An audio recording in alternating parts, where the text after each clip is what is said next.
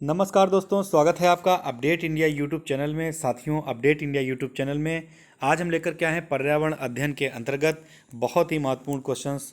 तो साथियों, आप देख रहे हैं इस समय अपडेट इंडिया यूट्यूब चैनल और हम इस समय सीरीज लेकर के आए हैं यूपी टीटी सीटेट और सुपर टेट से संबंधित बहुत ही महत्वपूर्ण क्वेश्चंस। तो साथियों, आप हमारे वीडियो को लास्ट तक देखिएगा और जो इससे पहले हमने ईवीएस के वीडियोस अपलोड किए हैं उनको हम ब्रीफ में संक्षिप्त में देखते हुए रिवीजन करते हुए आगे बढ़ेंगे। तो साथियों, अगर आपने हमारे चैनल को अभी तक सब्सक्राइब नहीं किया है तो प्लीज़ चैनल को सब्सक्राइब कर लीजिए और बेल आइकन को दबा दीजिए। और साथियों, बेल आइकन दबाने से आपको जब भी कोई भी हम वीडियो अपलोड करेंगे तो उससे आपको उसका नोटिफिकेशन मिल जाएगा। तो साथियों, वीडियो को स्टार्ट करते हैं।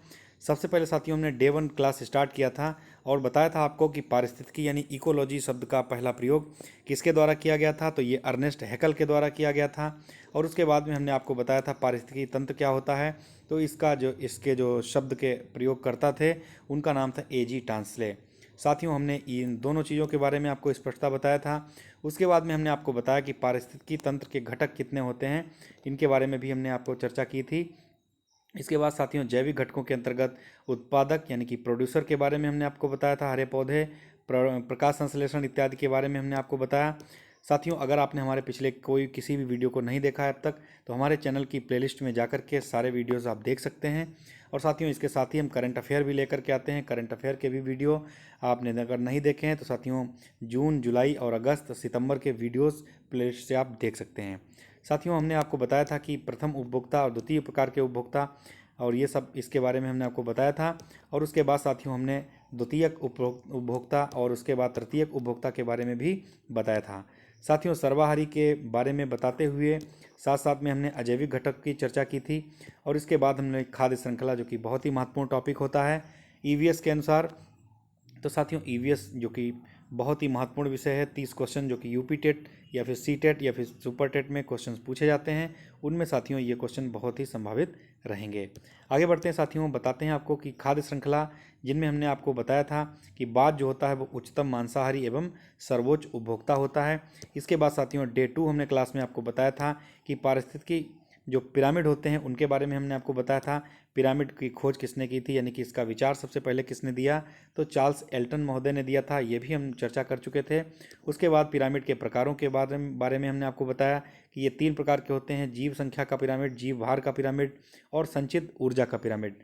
साथियों, अगर आपने हमारे किसी भी वीडियो को अभी तक नहीं देखा है तो ज़रूर आप देखेंगे और उससे आपको निश्चित ही आपको लाभ पहुँचेगा। तो साथियों, इसके बारे में हमने आपको बताया था। ये देखिए पिरामिड हैं, ये पेड़ का पिरामिड उल्टा बनेगा इत्यादि हमने वीडियो में आपको बताया था। और उसके बाद साथियों, हमने आपको बताया डे 3 में, जो कि बहुत ही महत्वपूर्ण क्वेश्चन लेकर के आए थे। आप देख सकते हैं ये क्वेश्चन हमने आपको बताए थे और साथियों इनका आप बहुत अच्छे से रिवीजन कर पाएंगे। इसके बाद साथियों, हमने जो इसमें जो क्वेश्चन लेकर आए थे वो कुल मिलाकर के क्वेश्चन 30 थे। और आज साथियों हम डे 4 में लेकर के आए हैं अति संभावित, बहुत ही महत्वपूर्ण क्वेश्चन हैं। तो साथियों, आप हमारे वीडियो को शेयर कर दीजिएगा और वीडियो को लाइक जरूर कर दीजिएगा। आगे बढ़ते हैं साथियों, हम जो सीरीज लेकर के आए हैं ये है टॉप 100 की सीरीज। और टॉप 100 की सीरीज यानी कि सर्वाधिक महत्वपूर्ण प्रश्नों का संग्रह है जो कि ईवीएस से संबंधित है। ये साथियों क्वेश्चन ऐसे क्वेश्चन हैं जो कि जीके से रिलेटेड भी हैं और ये बहुत ही महत्वपूर्ण है जो कि पूछे जा सकते हैं। तो साथियों, वीडियो को स्टार्ट करते हैं यहीं पर। तो साथियों, मोस्ट इंपॉर्टेंट क्वेश्चन की श्रृंखला में पहला क्वेश्चन आज का है, उत्तर प्रदेश का प्रथम संगीत विश्वविद्यालय कौन सा है। तो साथियों, उत्तर प्रदेश का जो संगीत विश्वविद्यालय है उसका नाम है भातखंडे हिंदुस्तानी संगीत महाविद्यालय, जो कि साथियों लखनऊ में स्थित है। आगे बढ़ते हैं, क्वेश्चन नंबर 2 है साथियों, भारत कला भवन जो कहाँ स्थित है, तो ये वाराणसी में स्थित है। क्वेश्चन नंबर 3 है साथियों, अल्पना किस राज्य की लोक कला शैली है, तो ये पश्चिम बंगाल की लोक कला शैली है। क्वेश्चन नंबर 4 है साथियों, परिवार की सहमति के बिना बिना रीति रिवाज के आपस में विवाह कर लेना ये क्या कहलाता है, तो ये गंधर्व विवाह कहलाता है, यानी कि प्रेम विवाह कहलाता है। इसके बाद साथियों, क्वेश्चन नंबर 5 है, भोक्सा जनजाति कहाँ पाई जाती है, तो भोक्सा जनजाति उत्तर प्रदेश के बिजनौर जिले में पाई जाती है। क्वेश्चन नंबर 6 है साथियों, बैगा जनजाति कहाँ पाई जाती है, तो ये उत्तर प्रदेश के सोनभद्र जिले में पाई जाती है। क्वेश्चन नंबर 7 है साथियों कि पन्नालाल घोष क्या बजाते हैं, यानी कि पन्नालाल घोष किस वाद्य यंत्र से संबंधित हैं, तो ये साथियों बांसुरी वादक हैं। और बांसुरी वादक की बात करें तो हरिप्रसाद चौरसिया भी बांसुरी वादक हैं। साथियों क्वेश्चन नंबर 8 है पंडित किशन महाराज किस वाद्य यंत्र से संबंधित हैं? तो पंडित किशन महाराज जो है तबला से संबंधित हैं। साथियों अल्लाह रखा भी तबला से संबंधित हैं। जाकिर हुसैन ये भी तबला से संबंधित हैं। क्वेश्चन नंबर 9 है साथियों बिछुआ लोक नृत्य किस राज्य से संबंधित है? तो बिछुआ लोक नृत्य जो है वो असम से संबंधित है, जहाँ पर एक सींग वाला गैंडा पाया जाता है। क्वेश्चन नंबर 10 है साथियों यक्षगान लोक नृत्य ये कहाँ का लोक नृत्य है? तो साथियों ये कर्नाटक का लोक नृत्य है। साथियों ये बहुत ही इंपॉर्टेंट टॉप 10 क्वेश्चन थे। इसके बाद में साथियों क्वेश्चन नंबर 11 है ध्रुपद मेला कहाँ पर लगता है साथियों? तो ध्रुपद मेला साथियों लगता है ये वाराणसी में लगता है, जिसको हम लोग गंगा महोत्सव के नाम से भी जानते हैं। क्वेश्चन नंबर 12 है साथियों 12वां क्वेश्चन है भारत में कृषक दिवस या फिर कृषि दिवस कब मनाया जाता है? तो ये मनाया जाता है 23 दिसंबर को, और 23 दिसंबर को होता है चौधरी चरण सिंह दिवस। साथियों चौधरी चरण सिंह का जन्मदिन होता है, इसीलिए इसको हम कृषक दिवस के रूप में मनाते हैं। क्वेश्चन नंबर 14 है साथियों झूम की खेती भारत में कहाँ पर होती है? तो साथियों पूर्वोत्तर भारत जो होता है उसमें झूम की खेती होती है, यानी कि हम बात करें तो इस तरीके से यहाँ पर जो है झूम की खेती ये होती है। क्वेश्चन नंबर साथियों 14 है, क्वेश्चन नंबर 14 है हार्टिकल्चर का संबंध किससे है? तो यहाँ पर साथियों थोड़ा मिस्टेक हो गया है, हार्टिकल्चर यहाँ पर ये सही कर लीजिए, हार्टिकल्चर तो ये साथियों बागवानी से संबंधित होता है। आगे बढ़ते हैं साथियों नेक्स्ट क्वेश्चन है ओलेरी कल्चर का संबंध किससे है? तो ओलेरी कल्चर का संबंध साथियों सब्जी उत्पादन से है। आगे बढ़ते हैं साथियों क्वेश्चन नंबर 16 है, क्वेश्चन नंबर 16 जो कि बहुत ही इंपॉर्टेंट है हरित क्रांति शब्द का पहला प्रयोग किसने किया था? तो विलियम गॉड ने किया था। ये क्वेश्चन साथियों बहुत ही इंपॉर्टेंट है। आगे बढ़ते हैं क्वेश्चन नंबर 17वां है कि विश्व में हरित क्रांति के जनक कौन कहलाते हैं? यानी कि विश्व में हरित क्रांति के जो पिता हैं वो है नॉर्मन ई बोरलॉग, जबकि भारत में साथियों हरित क्रांति के पिता हैं MS स्वामीनाथन। आप इन दोनों क्वेश्चनों को याद कर सकते हैं, और साथियों ये दोनों क्वेश्चन बहुत ही इंपॉर्टेंट हैं। क्वेश्चन नंबर 16वां भी बहुत इंपॉर्टेंट है साथियों श्वेत क्रांति यानी दुग्ध उत्पादन के जो श्वेत क्रांति के जो पिता हैं वे कौन हैं? डॉक्टर वर्गीज कुरियन। साथियों वर्गीज कुरियन को श्वेत क्रांति का जनक कहा जाता है, और श्वेत क्रांति जो है ये दूध उत्पादन से संबंधित है। साथियों ऑपरेशन फ्लड की शुरुआत कब हुई थी? तो ऑपरेशन फ्लड की शुरुआत 1970 ईस्वी को हुई थी, और ये ऑपरेशन फ्लड भी दुग्ध उत्पादन से संबंधित है। आगे बढ़ते हैं क्वेश्चन नंबर 21 है साथियों बहुत ही इंपॉर्टेंट बादामी क्रांति का संबंध किससे है? तो साथियों जितने भी क्रांतियों से संबंधित क्वेश्चन है ये मोस्ट इंपॉर्टेंट होते हैं। तो बादामी क्रांति का संबंध है मसाला उत्पादन से। साथियों नीली क्रांति का संबंध जो है ये मछली पालन से है, जबकि लाल क्रांति साथियों आलू उत्पादन से संबंधित है और मांस से संबंधित है। साथियों आलू उत्पादन से संबंधित है गोल क्रांति सॉरी दोस्तों गोल क्रांति आलू उत्पादन से संबंधित है। सूर्योदय क्रांति का संबंध है इलेक्ट्रॉनिक उपकरणों से। साथियों भूरी क्रांति का संबंध है उर्वरक उत्पादन से। और इसके बाद साथियों अगर हम गुलाबी क्रांति की बात करें तो ये गुलाबी क्रांति जो है ये झींगा मछली उत्पादन से संबंधित है। और साथियों अगर हम बात करते हैं श्वेत क्रांति की तो श्वेत क्रांति दुग्ध उत्पादन से संबंधित है। और साथियों रजत क्रांति की बात करें तो ये अंडे से संबंधित है। सुनहरी क्रांति जो है ये फल उत्पादन से संबंधित है, जबकि धूसर क्रांति जो कि इंपॉर्टेंट क्वेश्चन है ये सीमेंट से संबंधित है। काली क्रांति साथियों मोस्ट इंपॉर्टेंट क्वेश्चन है, ये पेट्रोलियम से संबंधित है। ये जो भी क्वेश्चन साथियों आप देख पा रहे हैं ये क्वेश्चन आने वाले एग्जाम्स के लिए बहुत इंपॉर्टेंट होंगे, चाहे फिर आप UPTT एग्जाम की तैयारी कर रहे हो या फिर सुपर टेट या फिर पेट या फिर UPSSC या फिर UPPCS। तो साथियों ये क्वेश्चन आप बहुतायत रूप से जरूर पाएंगे। आगे बढ़ते हैं साथियों क्वेश्चन नंबर नेक्स्ट है 27 आलू के हरे रंग का कारण क्या है? साथियों आपने देखा होगा कि आलू होता है वो कहीं कहीं से हरा हो जाता है, तो ये कारण होता है सोलेनिल के कारण। आगे बढ़ते हैं क्वेश्चन नंबर 28 है प्याज में लाल रंग किसके कारण से होता है? तो साथियों एंथोसाइनिन के कारण ये प्याज में लाल रंग होता है, जबकि जो टमाटर होता है इसका जो लाल रंग होता है ये साथियों होता है लाइकोपिन के कारण। आगे बढ़ते हैं क्वेश्चन नंबर 29 है काफ़ी अधिनियम ये कब बना था? तो काफ़ी अधिनियम साथियों बना था ये 1942 में, जब भारत छोड़ो आंदोलन साथियों स्टार्ट हुआ था। आगे बढ़ते हैं क्वेश्चन नंबर 30 है तंबाकू अधिनियम साथियों कब बना था? तो ये 1973 को बना था, और साथियों भारत में तंबाकू सबसे ज़्यादा आंध्र प्रदेश में पाया जाता है। आगे बढ़ते हैं साथियों मोस्ट इंपॉर्टेंट क्वेश्चनों की श्रृंखला में क्वेश्चन नंबर 31 है रबर उत्पादन साथियों जो रबर अधिनियम है ये कब बना था? तो ये 1947 में बना था, जब हमारा देश आज़ाद हुआ था। और रबर जो है सबसे ज़्यादा जो है साथियों ये केरल साइड में पाई जाती है।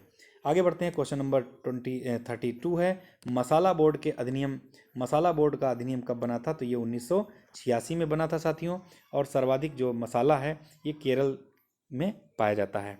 आगे बढ़ते हैं, क्वेश्चन नंबर 33 है, कॉफ़ी बोर्ड का मुख्यालय कहाँ स्थित है? तो ये बेंगलुरु कर्नाटक में स्थित है साथियों। क्वेश्चन नंबर 34 है, रबर बोर्ड साथियों ये कहाँ स्थित है? तो रबर बोर्ड जो है ये कोट्टायम केरल में स्थित है। आगे बढ़ते हैं, क्वेश्चन नंबर 35 है, चाय बोर्ड साथियों ये चाय बोर्ड कहाँ स्थित है? तो ये कोलकाता में स्थित है साथियों। चाय की अगर बात करें तो मुख्य रूप से दार्जिलिंग और साथियों उसके बाद असम में भी ये चाय पाई जाती है। क्वेश्चन नंबर 36 है, मसाला बोर्ड साथियों ये कहाँ स्थित है? तो ये कोच्चि केरल में स्थित है। और क्वेश्चन नंबर 37 है, खरीफ की फसलें कौन कौन सी हैं? तो साथियों खरीफ की फसलों की अगर बात की जाए तो वे फसलें जो है जो मोटा अनाज होता है मुख्य रूप से ये खरीफ की फसलें होती हैं, जैसे मूंगफली है, तंबाकू है और सोयाबीन है। साथियों गेहूं की बात करें तो गेहूं है, सरसों है, ये सब रबी की फसलें हैं। गेहूं है, सरसों है, ये रबी की फसलें हैं। जबकि जो जो जायद की फसलें होती हैं ये खीरा है, ककड़ी है, तरबूज, खरबूजा, ये जो फसलें होती हैं ये जायद की फसलें कहलाती हैं।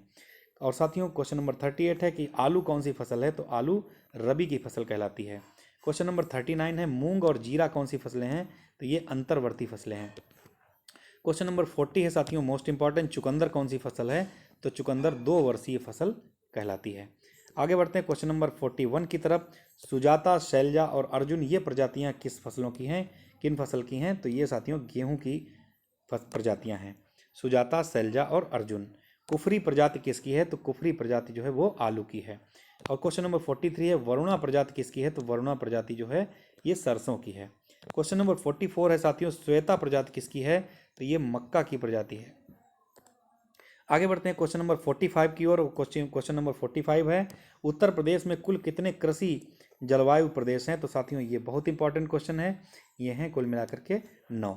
धान की खेती के लिए उपयुक्त मिट्टी कौन सी होती है? तो चिकनी मिट्टी होती है धान की खेती के लिए। जबकि साथियों बात करें तो भारत के अंदर सर्वाधिक जो मिट्टी पाई जाती है ये जलोढ़ मिट्टी पाई जाती है साथियों। और जो है ये बहुत ही इंपॉर्टेंट क्वेश्चन है। क्वेश्चन नंबर 47 है, उत्तर प्रदेश के किस जिले में उत्तम कोटि का गन्ना पाया जाता है? तो साथियों मेरठ में पाया जाता है उत्तम कोटि का गन्ना। साथियों क्वेश्चन नंबर 48 है कि पान का प्रयोग एवं प्रशिक्षण केंद्र कहाँ स्थित है? तो ये महोबा में स्थित है। महोबा के अंदर ये पान प्रयोग एवं प्रशिक्षण केंद्र स्थित है। क्वेश्चन नंबर 49 है साथियों, आम उत्पादन से संबंधित कौन कौन से उत्तर प्रदेश के जिले हैं? तो लखनऊ है, सहारनपुर है और बुलंदशहर है। साथियों लखनऊ, सहारनपुर और बुलंदशहर ये आम उत्पादन से संबंधित हैं। जबकि अफीम उत्पादन में अग्रणी जो जिला है यह है बाराबंकी। क्वेश्चन नंबर साथियों 51 की ओर चलते हैं। क्वेश्चन नंबर 51 है, आलू निर्यात जोन कौन कौन सा जिला है? तो साथियों उत्तर प्रदेश का आगरा जो है ये आलू निर्यात जोन कहलाता है। क्वेश्चन नंबर 52 है साथियों, उत्तर प्रदेश की एकमात्र अफीम फैक्ट्री कहाँ स्थित है? तो साथियों ये गाजीपुर में स्थित है। जबकि सर्वाधिक अफीम का उत्पादन बाराबंकी जिले में होता है। साथियों आप लोग हमारे वीडियो को शेयर कर दीजिएगा और हमारे वीडियो को ज़रूर लाइक कीजिएगा। और साथियों हम जल्द ही आपके लिए बहुत ही इंपॉर्टेंट क्वेश्चंस चाइल्ड डेवलपमेंट के या फिर हिंदी के और संस्कृत के भी क्वेश्चंस लेकर के आएंगे, तो आप हमारे चैनल को अधिक से अधिक लोगों तक पहुंचाइए। आगे बढ़ते हैं क्वेश्चन नंबर 53, आम प्रयोग एवं प्रशिक्षण केंद्र कहाँ स्थित है? तो आम प्रयोग एवं प्रशिक्षण केंद्र ये साथियों लखनऊ में स्थित है। क्वेश्चन नंबर 54 है, मल्लिका किस फसल की प्रजाति है? तो मल्लिका साथियों ये आम की प्रजाति है। और इसके बाद जो है अगर बात करें तो आम्रपाली भी जो है आम की प्रजाति कहलाती है। क्वेश्चन नंबर साथियों 55 है, ललित किस किस फसल की प्रजाति है? तो ललित साथियों जो है ये अमरूद की प्रजाति है, ललित। क्वेश्चन नंबर 56 है, कंचन किस फसल की प्रजाति है? तो कंचन आंवला की प्रजाति है। साथियों आंवला की अगर बात करें तो आंवला जो है उत्तर प्रदेश के अंदर प्रतापगढ़ जिले में पाया जाता है आंवला। साथियों इसके बाद में अगर बात करें 57, तो वर्ष भर बोई जाने वाली फसल कौन सी है? तो वर्ष भर बोई जाने वाली फसल है मक्का। क्वेश्चन नंबर 58 है, भारतीय गन्ना अनुसंधान केंद्र ये कहाँ स्थित है? तो ये लखनऊ में स्थित है। ये जो भी क्वेश्चन लखनऊ वाले हैं ये बहुत इंपॉर्टेंट हैं।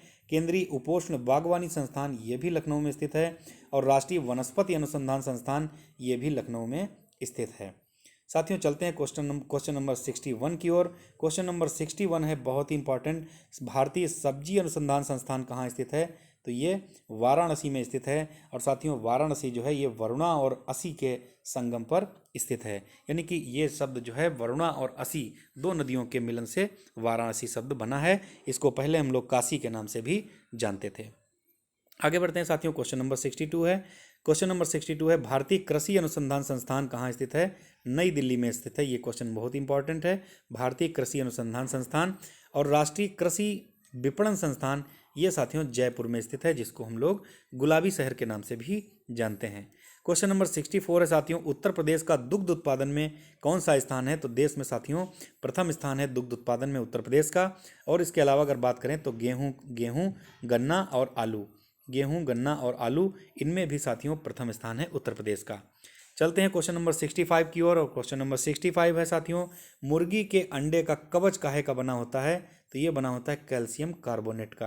क्वेश्चन नंबर 66 है भारत में सर्वाधिक कौन सी रेशम का उत्पादन किया जाता है?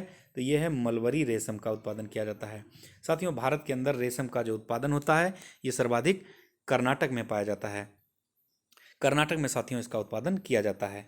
क्वेश्चन नंबर 67 है रेशम का धागा किस चीज़ का बना होता है? तो साथियों रेशम का जो धागा होता है ये प्रोटीन का बना होता है। क्वेश्चन नंबर 68 है कपास एवं जूट का सूत किसका बना होता है? तो ये बना होता है सेल्यूलोज का।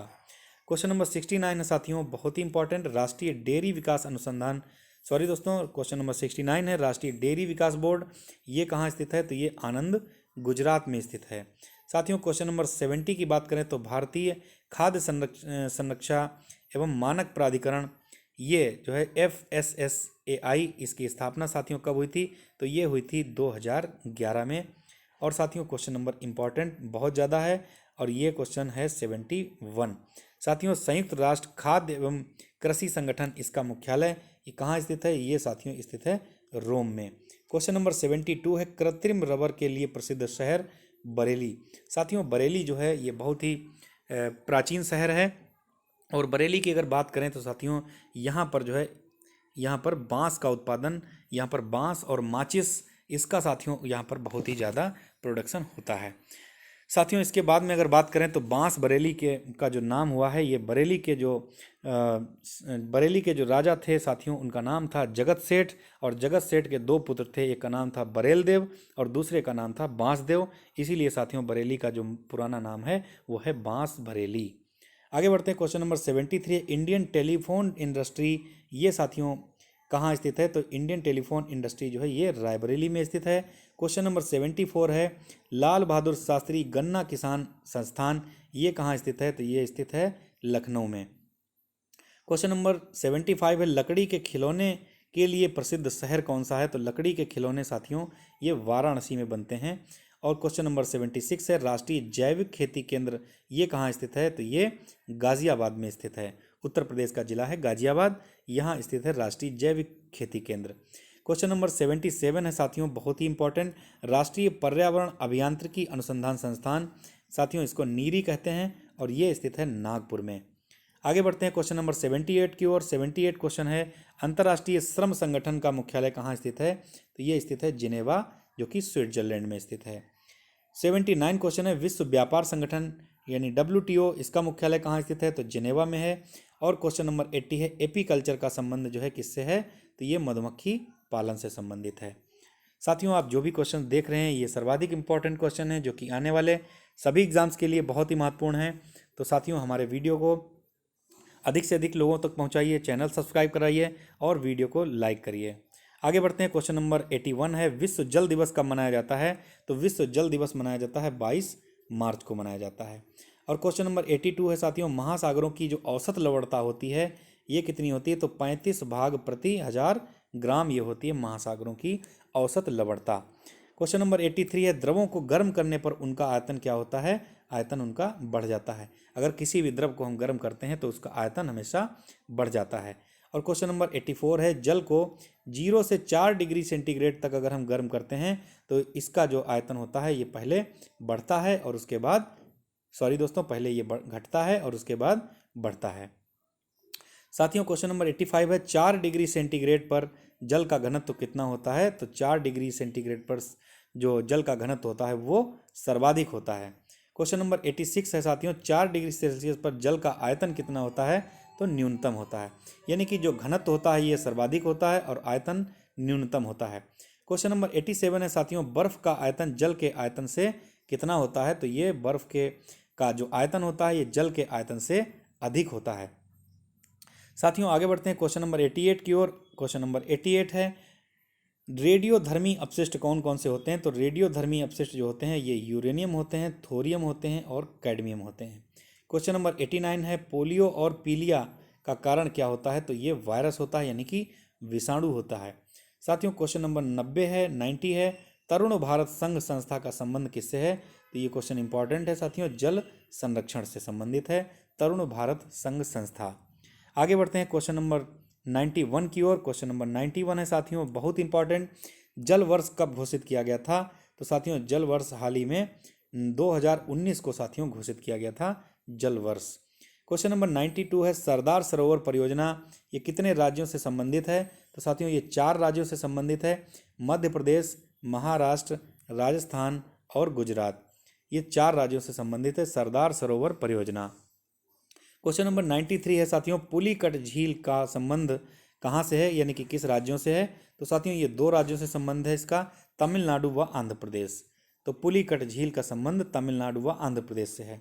क्वेश्चन नंबर 94 है साथियों, बहुत ही इंपॉर्टेंट कि 94 है साथियों, कावेरी जल विवाद ये किन राज्यों से संबंधित है?